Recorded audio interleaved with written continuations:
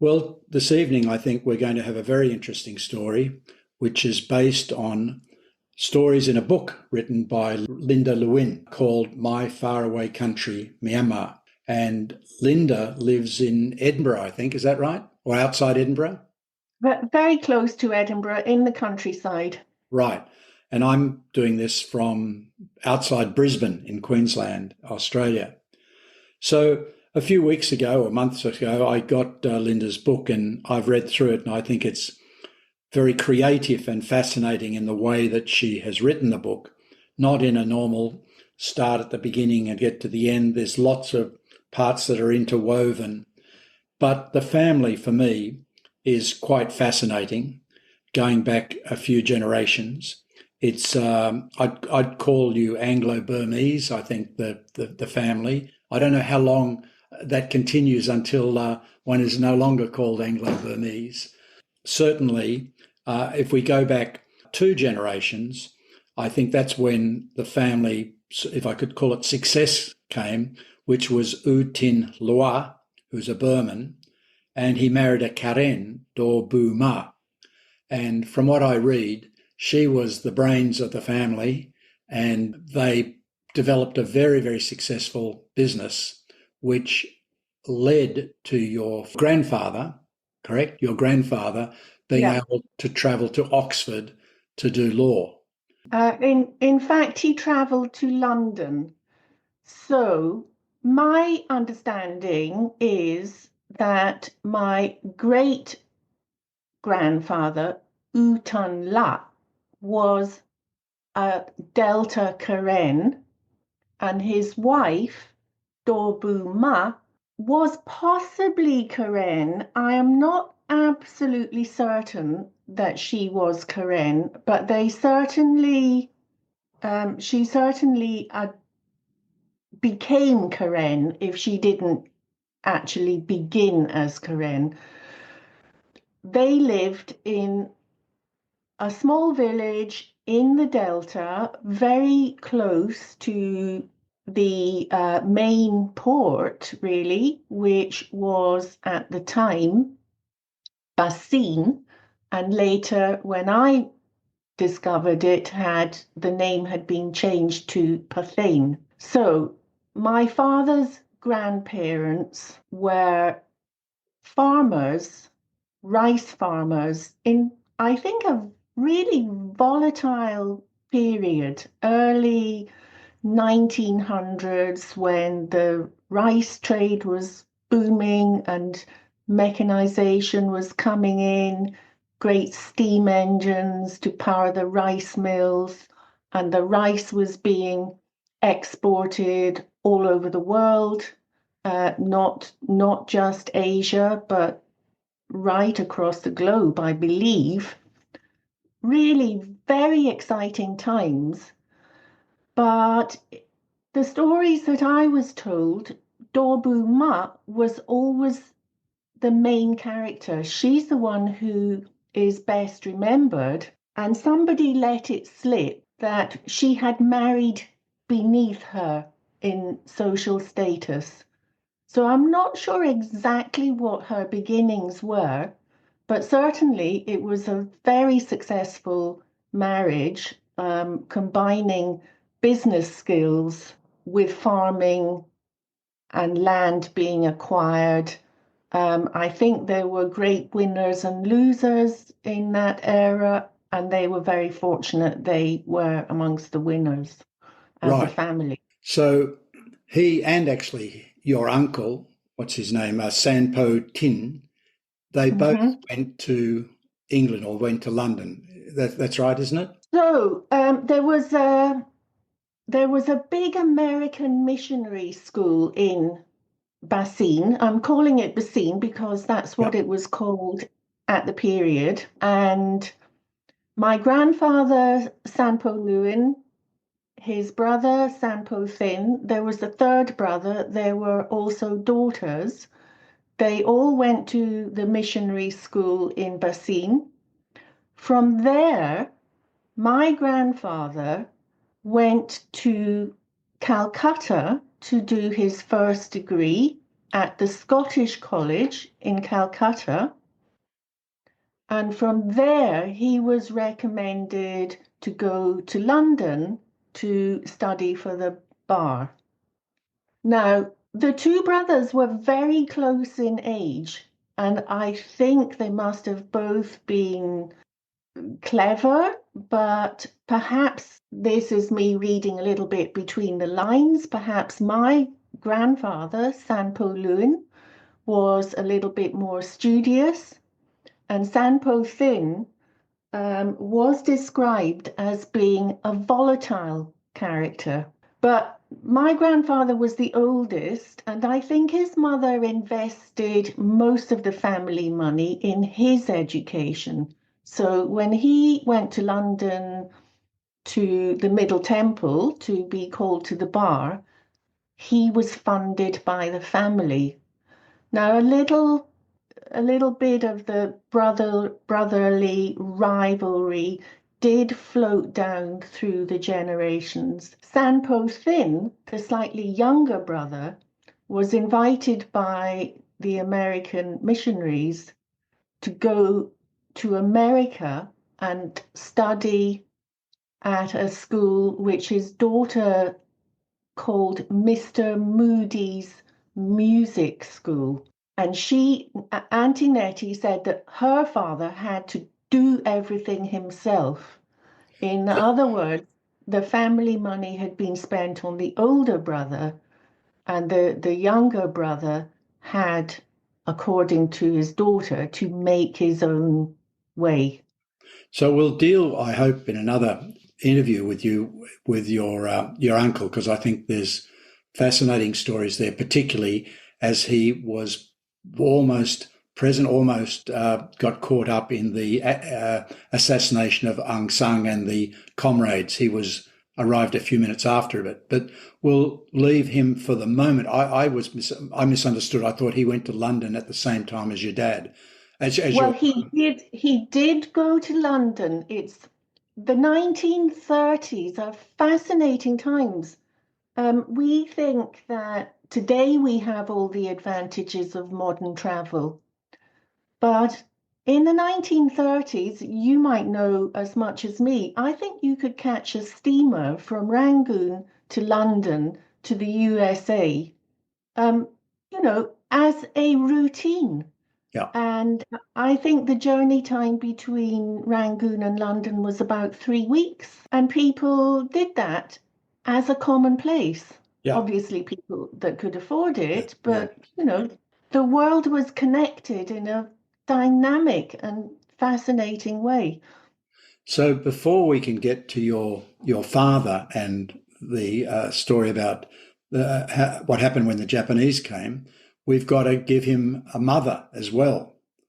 So we've got your grandfather, the very successful budding lawyer in London, who falls in love with a French girl. He fell in love with his next door neighbor, Lucienne. Auberhoffer. Auberhoffer. So her father, now London in those days, again as it is now, must have been the most amazing melting pot. So my grandfather arrived, and somehow or other he was able to buy a house, he was able to buy a car. Judging by his photograph, he was very handsome and glamorous with a ruby pin in his pocket. And next door, Lucienne, her mother, her sister, and I think there may have been 4 children altogether, an immigrant family. Lucienne's father had felt obliged to go off and fight in the trenches in the First World War, coming from Alsace and with a name like Auberhoffer. He did not want to be mistaken as an enemy alien, so he signed up to fight. He never came back.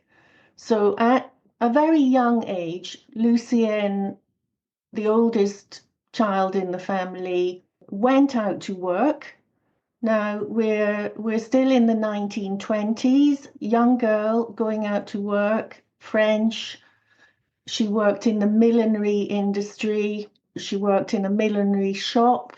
I don't think she was making hats, but she was showing them, selling them, modeling them to presumably wealthy clients, and always very glamorous, well dressed, even when Swept off I her knew feet by her. your grandfather. Now, her mother thought that she would marry her daughter off to a local businessman and politician. Lucienne wasn't having any of that. She told her mother, if you want to marry him, you go and do it yourself. She must have been swept off her feet. So this was quite an unusual marriage, but I think it did happen that the Asian glamorous young prince arrived, and yes, Lucienne was swept off her feet. Now, just to add to the story a little bit, there was another Karen in town, so Ba Uji, who was a very well-known leader of the Karen people. My grandfather Sanpo Lwin and So Ba Uji were called to the bar on the same day in 1928. I was just looking it up. My grandfather was number 17 and So Ba Uji was number 21. So Ba Uji also married a young Londoner who worked in a shop, really. So both of these glamorous men, equally enraptured by the glamorous young women about town, went off to Pathein to start their families. Was it accepted by both families, the marriage? I don't know how the marriage was accepted by Lucienne's mother, but I think there was some awkwardness. There must have been some awkwardness on both sides. So on the Karen side and on the, I can't really say English, or on the London side, there was definitely awkwardness. But Lucienne was a very stubborn character, always, and she would do what she wanted to do. And actually, her choices in London perhaps were not that great. So the thought of the glamorous life in the East, I'm sure that played into it as well. So off they moved back to Burma in Yes, the 19, must be in the 1930s. round about 1930. Yes. Right. They married in London and then took the ship to Rangoon. So the time of the Japanese moving into Burma, your dad must have been 12 or 13 or some around that age? That's right. He was about 12. 12, okay. So I wonder if you could read part of your book where you talk about the feeling in the family, or that something was about to happen, and then your father's involvement in getting a rather big surprise. So would you mind reading some of that for us, please, Linda? Yes, certainly. Boh Lay, so we're in the run up to Christmas, and my father was Boh Lay, the young master in the house. Boh Lay had suspicions his parents were worried about something, and perhaps that something was not what kind of Christmas presents to give their charming children. There were clues. Boh Lay observed the adults listening to the radio with worried expressions. The atmosphere all around town and at home was charged in an odd way. In the evenings, Uncle Finn and his father spent hours talking quietly in their Karen language. That was what adults did when they didn't want children to know their secrets. They just changed language, and they had plenty to choose from. Also, there were foreigners dressed in military uniforms who marched about the streets with ribbons and badges stuck to their chests. Some visited the house, and Boh Lay had to address them as Sir. On Lwin's orders, a gang of boys, Boh Lay recognized from his grandparents' village, arrived early in the morning and started digging a large trench in the garden, big enough for at least 6 people to sit inside, as long as they were family or close friends. Down at the Gymkhana Club, the gossip was all about dacoits and fifth columnists, and look how bad things are at home. A Sunday lunch party was ruined by a radio announcement. Pearl Harbor, they said, now we're in for it. The United States of America has entered the war against Japan. Boh Lay's mother made him an appointment at the Japanese dentist who treated all the best people in town. But before the man could get his drill turning on Boh Lay's teeth, he mysteriously disappeared. In the kitchen, Boh Lay overheard the maids discussing whether it would be safer to head for the village or run to the jungle if fighting began. Despite all of this, he was not unduly worried. He knew that in the unlikely but exciting event of war coming his way, the British Army, supported by the plucky little Gurkhas and possibly a few glamorous Americans, all was won the day. He had seen it in the cinema and everyone agreed.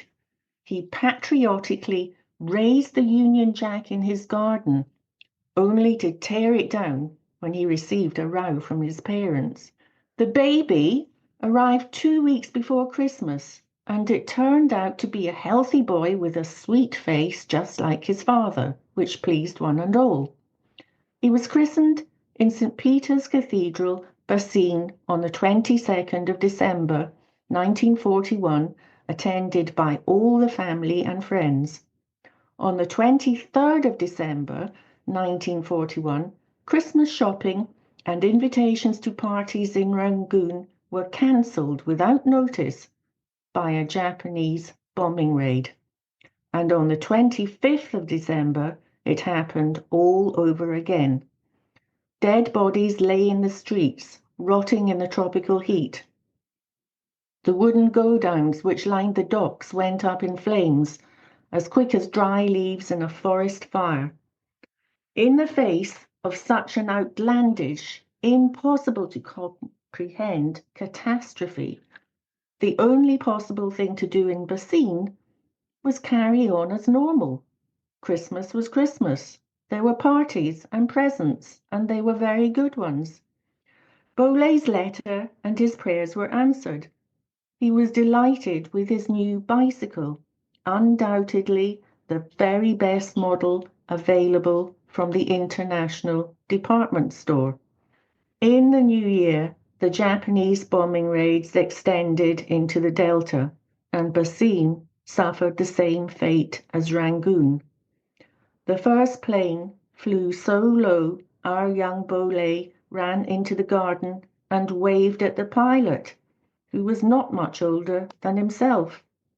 A friendly lad who waved back with his silk handkerchief. It was printed red and white with the rising sun, autographed by all his friends and family for good luck and a safe return. For a moment, the pure adrenaline of flight united the spirits of both boys. The pilot forgot he was on a noble mission to rescue his fellow Asian citizens from Western imperial domination by dropping bombs on civilians, and our innocent Boh Lay, who had never had one enemy in his entire life, thought it was a game. Things changed. Desperate news filtered along the road from Rangoon. Family, friends, Karen husband, English wife and children all died in their beds in a bombing raid. People watched the sky for omens. Some said that when the planes came, they would be guided by moonlight. Others said they would come under cover of clouds or with the sun at their backs. In the event, they came at all times and in all weathers. The slit trench in Boh Lay's garden received a tin roof, and it turned out to be an excellent air raid shelter. Lwin and Lucienne insisted their children learn one life-saving lesson.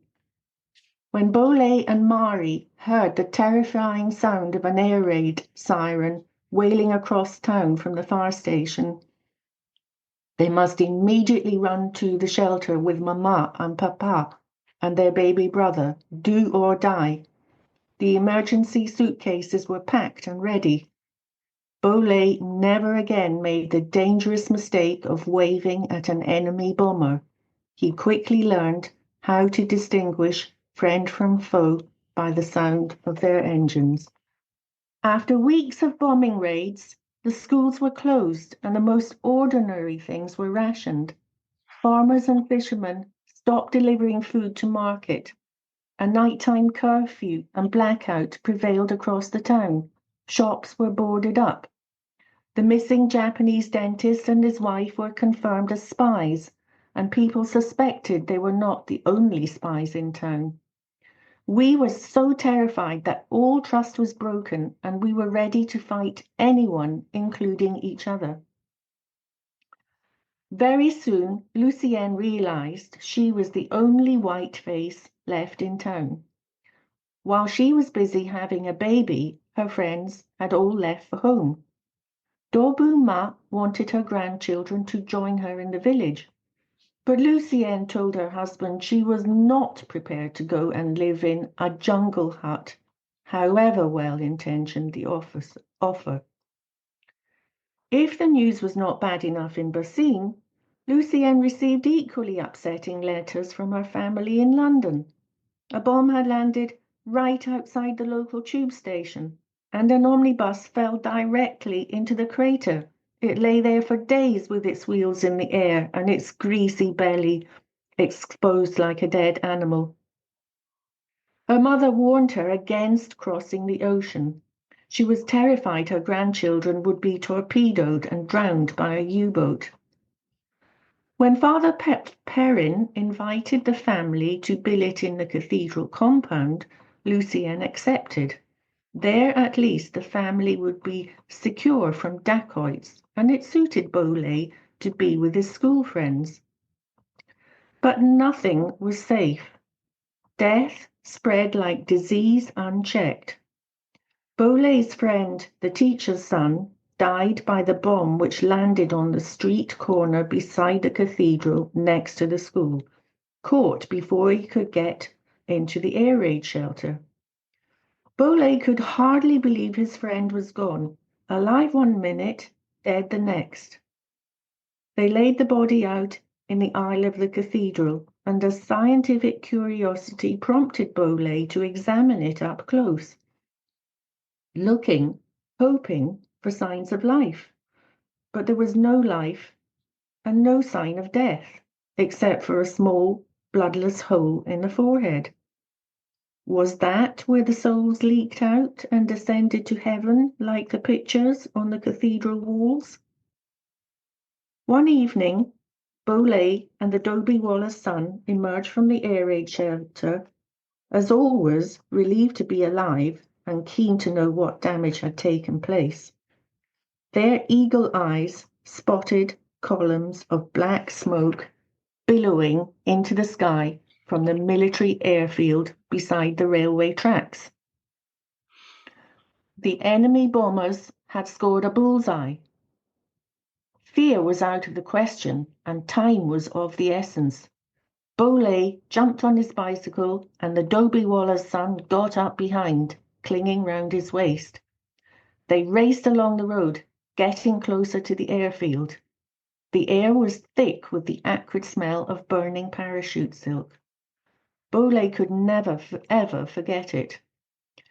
Two planes, caught in the act of takeoff, lay smashed to pieces on the runway, one still occupied by a pilot in his flying jacket and leather helmet. Dead, of course.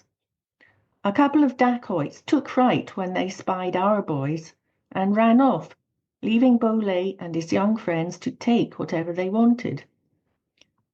The boys filled their pockets with live ammunition, then set to with their penknives to gather as much parachute silk as they could carry. They cycled home, delighted with their treasures, two barely visible shadows on the deserted streets. The next morning, Mother Superior discovered their loot in her washhouse. She grabbed the boys by the collars and hauled them round to the police station for a proper row. The sergeant in charge simply laughed and let them off with a caution: boys will be boys. Lewin had given up going to the courthouse. He was busy organising firefighting teams and civil defence. He would never abandon his post or any of his responsibilities, but time was running out for his family. If the enemy's attention turned towards Bassein, they were barely 24 hours' march away, and if Lucienne and the children were captured, the consequences were too awful to imagine. They said the enemy was merciless, even to captured women and children. As for himself, Lwin had no fear of death. He would fall on his sword or slit his own throat with a tin can rather than be captured, but visions of internment camps kept Lucienne awake at night. Her escape options appeared to be a sea voyage at risk of torpedoes or a formidable jungle trek across the Yoma Mountains to reach safety in British territory in India. Surely that would be far enough, but evacuee trains could only take them so far and were being bombarded by Japanese aircraft every day. The last plane had already left. The only road transport was the bullock carts, which Lucienne watched leaving town every day, loaded with families, children, and possessions piled high. Lucienne shuddered at the thought. She and the children, including her new baby, were embroiled in a deadly game of snakes and ladders with slim chance of winning. A decision must be made. Lewin was occupied with the harvest in the village. He had taken Boh Lay's bicycle because there was hardly any petrol left. Lucienne put on her best dress, carefully applied her makeup, and went visiting. She called Boh Lay to accompany her to the district commissioner's house, where he sat on the doorstep playing with the commissioner's cat, and she spent an hour in conference with the commissioner's wife. Their next call was to Father Perrin in the cathedral office. "I've been told there is a boat leaving tonight on the ebb tide," she said. Father Perrin looked her straight in the eye. "It's a wife's duty to be at her husband's side," was his stern reply. "But she also has a duty to protect her children. This is your last chance." Mother and son left the priest's office and walked across the cathedral compound. Overhead, in the gentle sky, the egrets were returning to their nests, and in the short time it took the birds to settle, pink sunset turned to black night. The only light left in town was the gentle moon shining down on the 1,000 years old golden pagoda. In silence, Lwin failed to return home. Boh Lay watched down too, and the maid carrying suitcases down the garden path, and heard his mother instruct Aung too to use the last of the petrol and bring the car to the door. He prowled around the house, taking a last look at his bedroom, and in a slightly cross voice ordered Aung too to make sure his father put the bicycle away safely when he eventually returned home. Meanwhile, he strapped the sword around his waist and added the bayonet for good measure. Boh Lay was prepared for anything he had seen in the films or in the comic books. But the scene he entered at the dock was astonishing.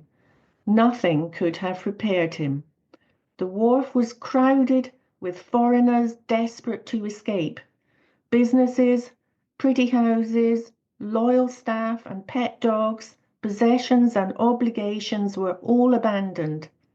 Respectable adult men, pillars of the community, turned pirate in an instant, wielding crowbars, looting supplies regardless of law and order, removing tinned food, rice, tea, sugar, Ovaltine, and tinned peaches and condensed milk from the broken warehouses. These humble items had suddenly become the most precious commodities left in town. One man could not bear to be parted from his new fridge. He carried it on his back. Was it stuffed with food and drink for the voyage? Boh Lay refused to relinquish his bayonet, but his mother persuaded him to leave his father's sword behind.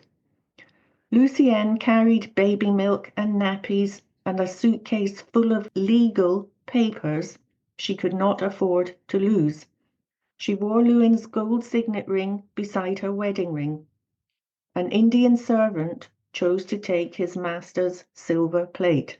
Boh Lay counted 12 boats, pulled up tight and dark against the riverside, but only the Louise and the Sandaway were properly fit for a sea journey. The nursemaid cried desperately, not knowing whether to stay or leave. She had no clothes to travel. There was no time left. She clung to the baby until Lucienne forcibly took him in her own arms. Boh Lay followed his mother down the narrow gangplank, feeling it bounce beneath his feet. The river pilot was one of the few who kept his head. He calmly directed Mrs. Lewin and children to the saloon as if it was the most natural thing in the devastated world. His plan was to sail on the ebb tide in pitch-black secrecy. Shortly, the Louise weighed anchor and led the makeshift flotilla downriver towards the coast. Boh Lay's last view of Bassein was the flaming warehouses, accompanied by the low calls of the river pilot as the boatmen struggled to navigate their way between the sandbanks in the blackout. He noticed a brass plate in the cabin, built on Clydeside. Despite all precautions, the boats were caught in a searchlight. They thought the end had come, but fortunately it was friend, not foe. Everyone put on their bravest faces, determined to keep up morale no matter what happened. The Louise was not fast, but she was robust. She put her prow to the waves and sailed north along the coast with all the determination of the Clydeside men who built her. It was never safe to stop for long. Every evening, Boh Lay stood out on the deck, listening to the ship's sirens calling to the shore and longing for his father to come and join him.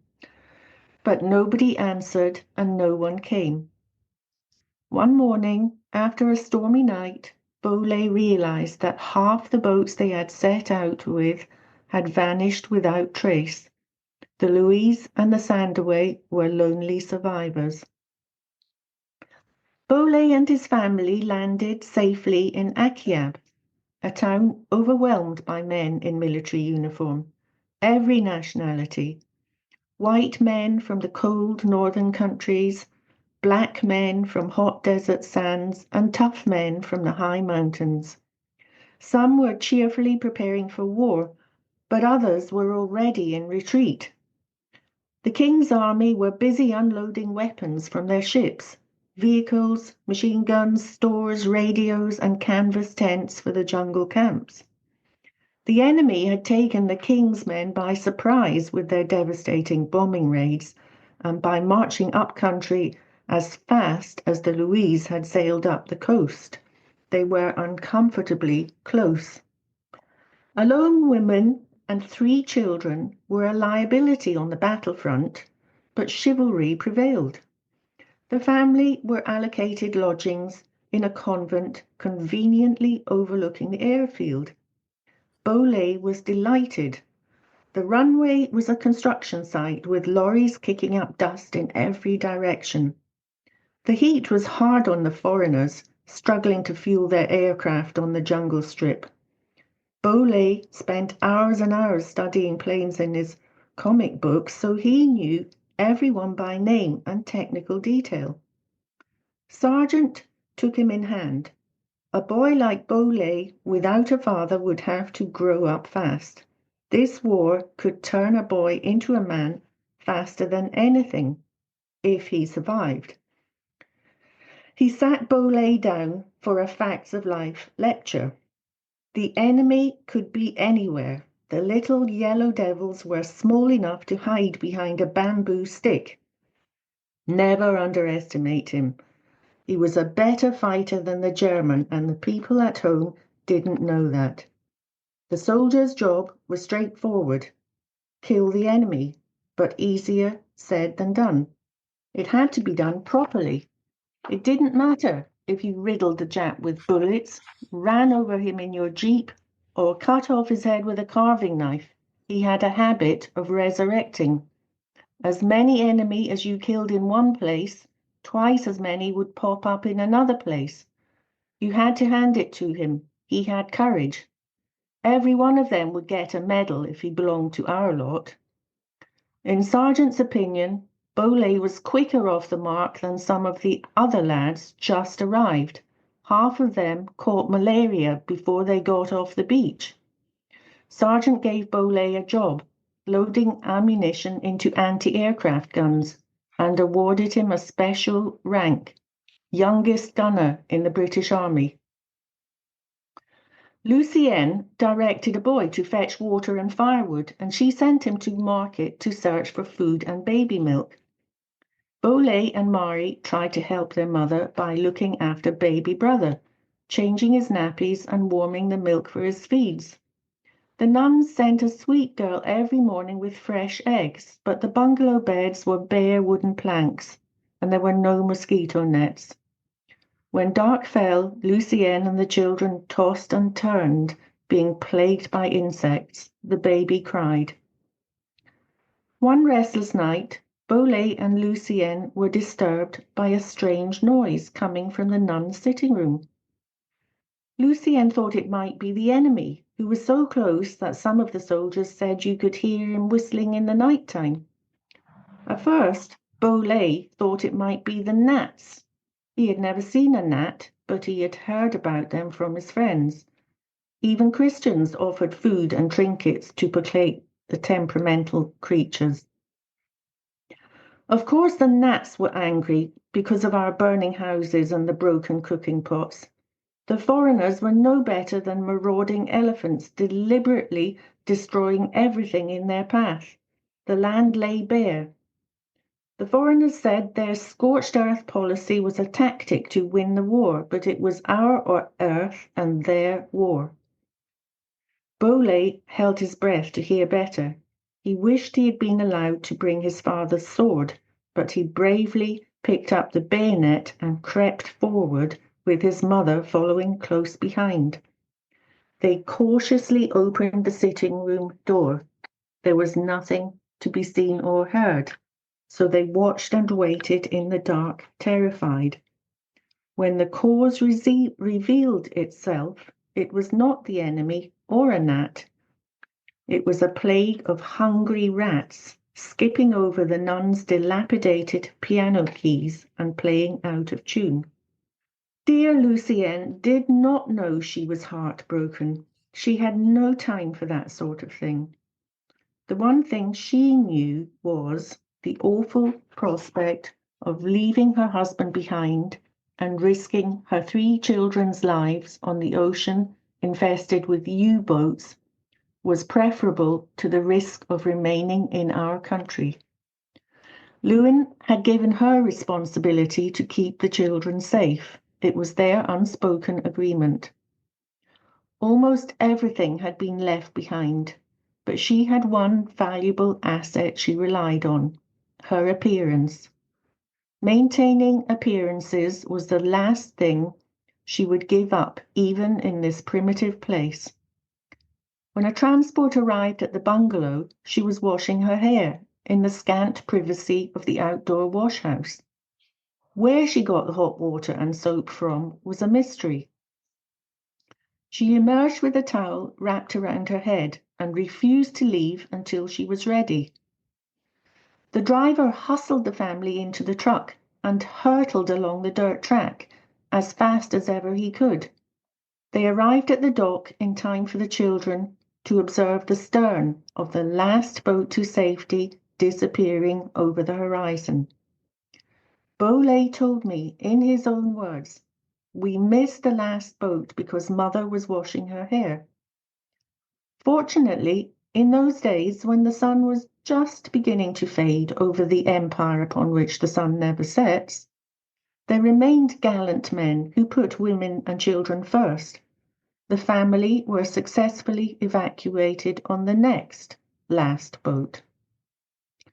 For the last time, Boh Lay stood out on deck, watching his past recede with the shoreline until the very tallest golden spars dissolved from sight. His lifelong sadness was that he never saw his beloved father again. Boh Lay resolved to put away his childhood memories like photographs in an album, and trapped between the pages lay a perfectly preserved, venomous snake which longed to sink its teeth into Japanese flesh. Boh Lay refused to open the album for many years because, as he said, who would believe me? My darlings, I'm happy to tell you the silver plate was returned to its rightful and grateful owner by the honest Indian servant when he eventually reached safety in India, which was, after all, the servant's native land. And in a way, it seemed right and fitting. I wish I could say this was the happy ending to our story, but that was not the case. That's excellent, Linda. Excellent. Okay. So it's probably, I think, a great place to stop. But perhaps I could say it was only in writing this book that I realized what an amazing woman my grandmother was. She went completely against the grain in getting her children out of Burma. So many people went on what we call the trek, young men, and they didn't survive. My grandmother had a baby. She didn't head for Rangoon, where she might have perhaps expected to pick up a ship.